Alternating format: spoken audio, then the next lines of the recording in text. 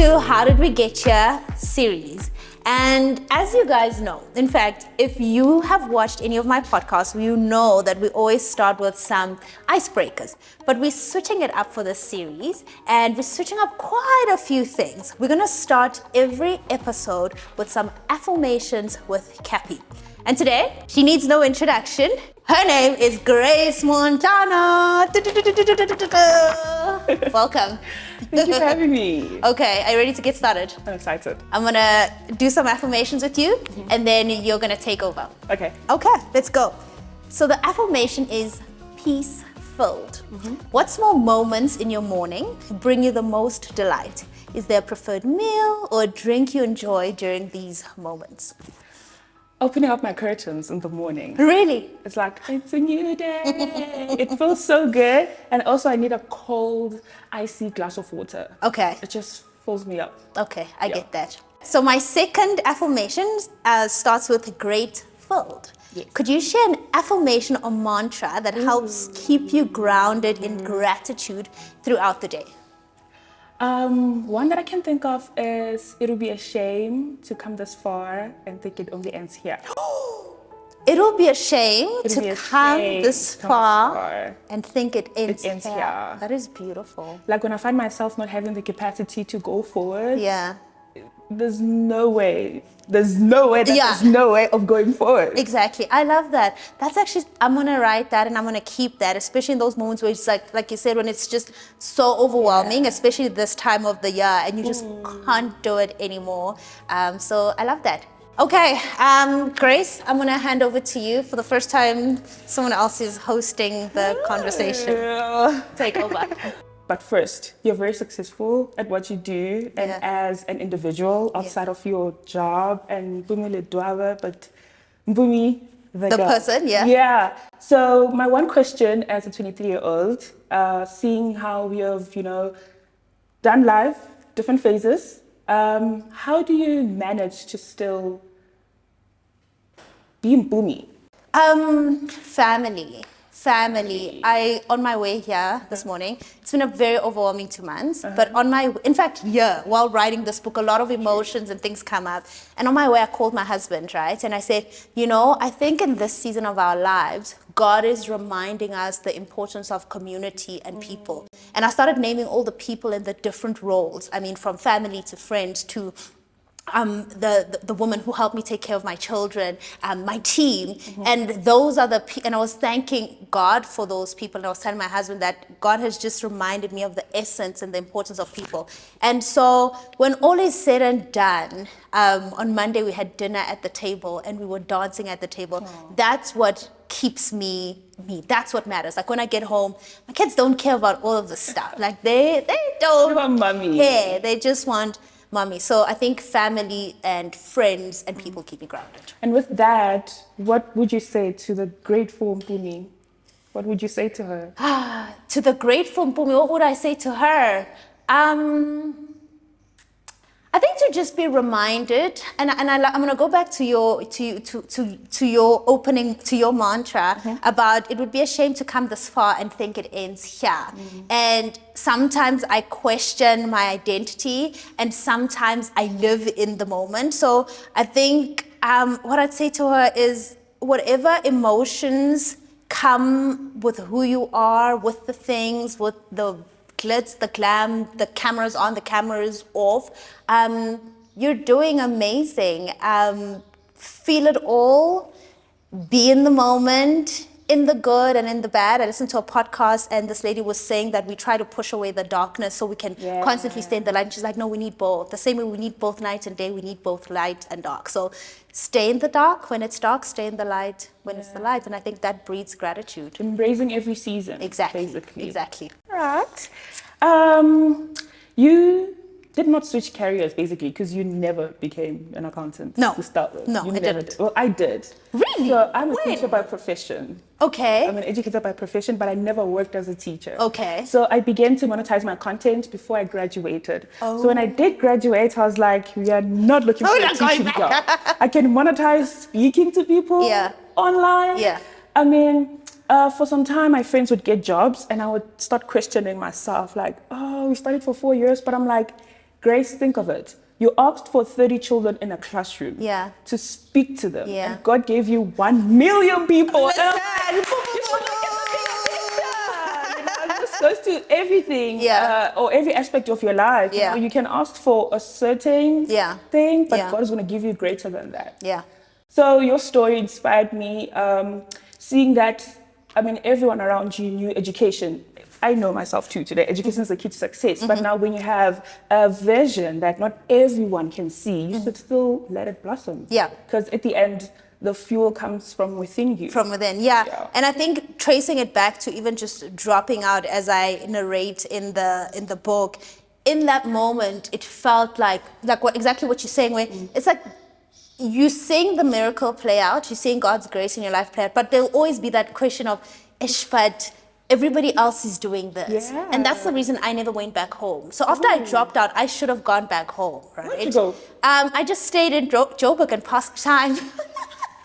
I just stayed at Joburg, I passed time, I got jobs, I did all sorts of things because I knew that if I stayed at home in Middleburg, I would have been convinced to go back and finish accounting, and that wasn't right for me. My goodness. It seemed like the good decision, but it wasn't the right decision for me. For me. So I think it's pretty normal to be like, with everything that you have and still think, oh, but my people are doing this. When you did get your teaching degree, Yes. You said you didn't apply, right?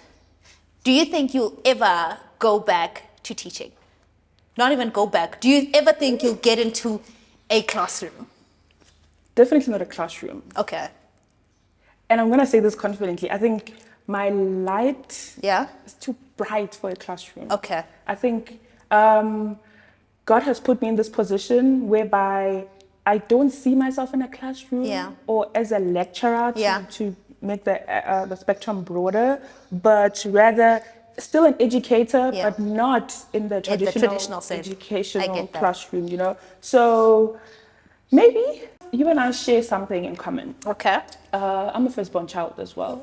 I've got my older brother's like 13, I think.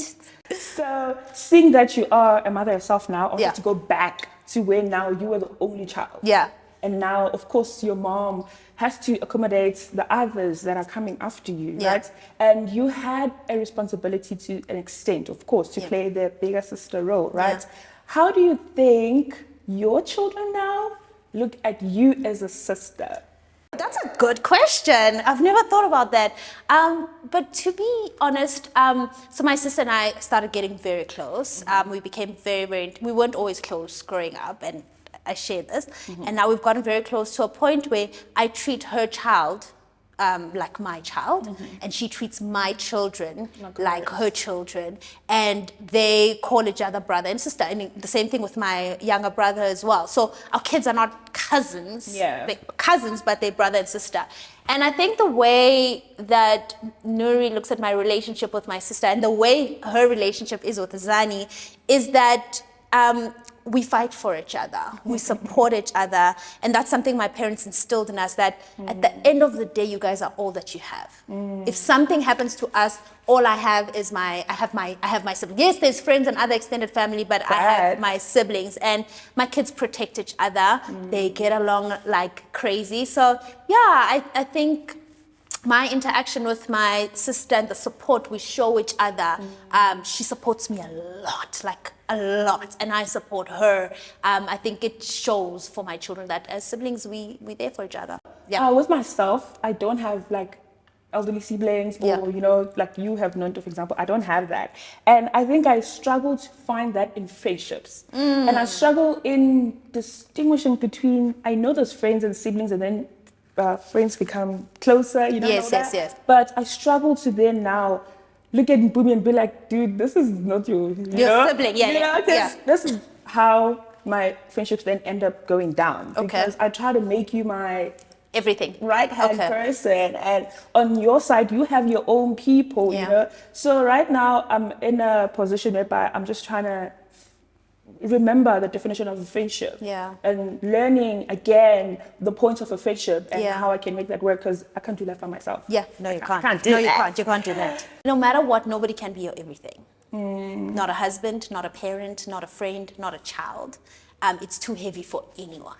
Yeah. And even in marriage, I had to learn that my husband can't be my everything. I was that he's my best friend, he's my everything, and he is my best friend. But I need friends too, because then it's too much on one person. So even with friends, that's why I say there's friends for different types of things. There's friends who can handle your venting. There's friends who just want to have a glass of whatever, Cappy, and that should be enough. So nobody can be your everything. Okay, you can move on now. All right. The question I have for you is that at what point, Mpoomy, did you look at yourself in the mirror and say to yourself, girl, I made it?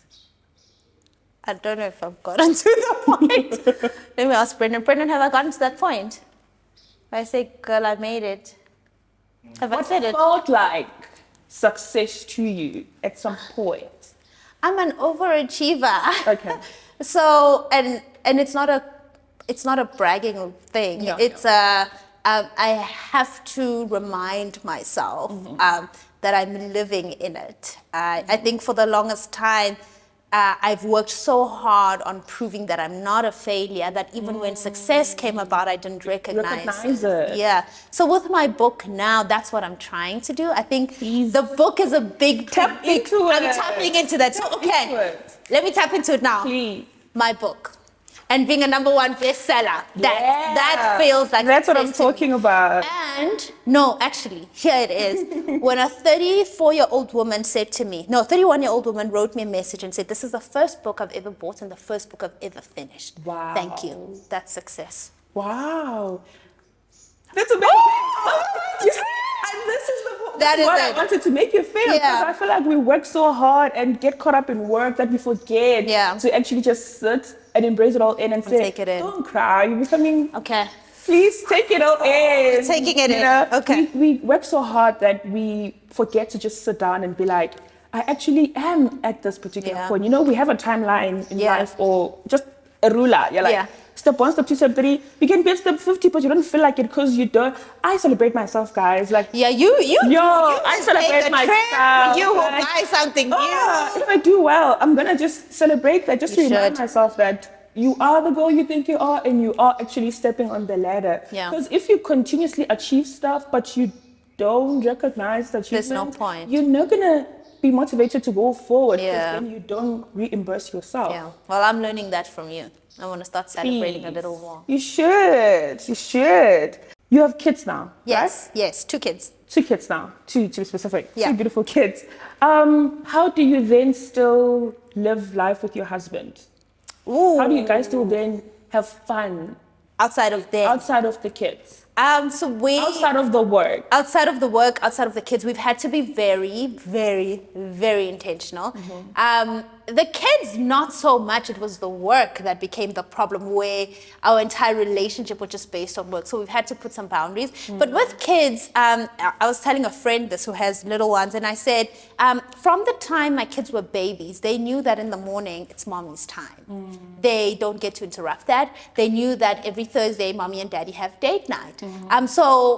And in the beginning, it can feel like, oh, but mommy, we want to be with you and you want to cuddle your kids. But it's teaching them. I've taught my children that I have a life outside of them. The same way they should have a life outside of me. The same way when they grow up, they should have lives outside of their partners. So it does get harder, trickier, but we have a lot of support. I've got a lot of family. We've got help at home. Siyajola, man. Like we try to make sure good siyajola, and we know when we're slipping. And then we're just like, hey babe, we have to get it together. I want to ask you the last question. How was your first flight? Had you ever dreamed of going on a flight, or was it one of those things when it happens? Like, first flight. Yes, I have, especially being on social media at a young age. You see people flying all the time, and it is luxury, to be honest. It is luxury growing up. It really is. To fly. I have fear of heights. Heights. What phobia is that? Height phobia. Aerophobia. We found the word aerophobia. We googled it. My first flight was very horrible. Okay. I didn't have headphones on. Should have known that. Okay. So just bust the music. Bring some music. And pop some gum. Because I felt every single thing that took place, like the taking off, the wheels closing in, and the air. This is yeah. So it was frightening but I was looking forward to the vacation. I was looking Okay. forward to the end goal. Okay. Like, I was like, this is just an hour. It's a I'll be taxi out in of the here. air. Yeah. How many people have been in a flight before? Did they die? Yeah. No, they did not. So I'm gonna make it. Did you actually think of that? Mpoomy, of course. Don't you Okay. think of such things? No. Not dying necessarily, but like people have done it before. I think I take for granted because I fly a lot. Okay. And so for me, I've started calling a flight a taxi in the air. Because even the way you sit, it's like, like there's nothing special, unless you're in like business class or anything. But it's literally a taxi in the air. It is. Okay, I'm taking back my seat. My turn now. Thank you. We're going to reflections. You said you love the reflections. Are you having fun? This is fun. I'm having so much fun. Oh. Okay. This reflection is from chapter 15, Growing Pains. Okay. Think of your dreams. Okay. Have you ever had a dream that didn't work out? Yeah. Which one? I'm only 23, I know, but I thought I'd be married by 25. You've got time! 2 years with me. Yeah. To find someone. A lot can change. You could find someone here. Okay, well, I have someone. Oh! Okay. But I had someone in my life before I decentered boys. Okay. I had someone in my life. Yeah. And I was delusional. And I had this intense belief that I would be married by 25. I think since I was 19. Yeah. And I'm glad that did not happen. Yeah. Because God said, not boys, Grace, please. There are better things in life. Focus, please. focus. Now that we're done with that, it's the running. Okay. I thought I'd be a professional athlete for forever before I developed my passion for teaching. Okay. Yeah. Okay. it's that. And does it feel, I'm going to go off script, but does it feel like you've lost out, or does it feel like the dream God had for you is the one that fits your entire life? God always redirects us to our paths that He plans, that He thinks are better, that he knows are better. So I am fulfilled in what I do right now. So I don't sit and think, what if could have? Okay. Because today's Wednesday? Yeah. God didn't say it should have been Friday. Yeah. It's Wednesday for a reason. And yeah. I'm here because God knows what's best for me right now. Thanks for sharing that. By the way, you're not alone with the whole goal of I should have been married by this age. A lot of us, a lot of people. Okay. How did it make you feel when you first had to let go of that dream? Specifically, let's use the marriage one. I felt alone. I felt alone. I don't know who else I thought would be with me, but I felt I was going mad. Yeah. You know, there's so much power in our minds. Yeah. Now that I'm reflecting and seeing how I applied certain things to wrong things, there's so much power in our minds, and I'm thinking, had I applied that mindset over here, something else, like where would I be? Where would I be right now? Where would I be right now? But it didn't take so much of me away, to be honest. I'm so grateful actually that it did not happen, because I'm smarter now in believing that such things you don't say, I want. You say, I want, relax. And you surrender. You don't say, I want this, 2 days to go. Yeah. No. So the fact that it didn't happen, I'm grateful to God, because He has something greater for me. But you were first lonely, but now you're grateful. Ooh. Love it. Okay.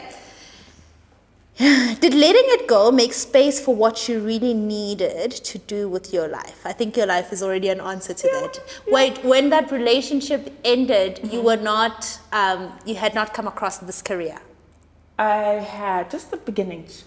But nothing massive yet. Nah, nothing massive. Ooh, and I think my current career has a role in how I got to get over it. But I then found something fruitful. I found something more fruitful. I found something that took my time, but it also gave me a return. Like I return on investment, yes. And quickly. Like I didn't have to cry or to beg. It came back quickly. So that shows that investing in something that is meant for you, you won't have to suffer for that. And you know, when we invest our time in the wrong things, we waste all our energy. And sometimes it's like what you said, letting go and investing on the things that are actually working. So well done. Okay. And then it was going to say the last question is write it all down. So, but you've said it all down. I don't want to end this, but this has been so fun. And I think just to fill your cup a little more, you're doing amazing. I think the influencer space has changed so much, and watching how you are, I think you're a lead in the space right now. You've changed so much. I mean, the other day I was creating content and I was referencing your video, and I was so excited in that we've got creators now who are coming up with new concepts where we can look back on. So I personally am proud of you. I'm a fan of you. Keep going, keep dreaming, and your light is not just for you, it's for everyone. So when you stop, it's not just about you, Yeah. it's about everybody else that's watching. Thank you so much. And with that, we are done with our first episode of How Did We Get Here? How did Grace get here? How did Mpoomy get here? Well done. Woo. Do you want to cheers to that? Please.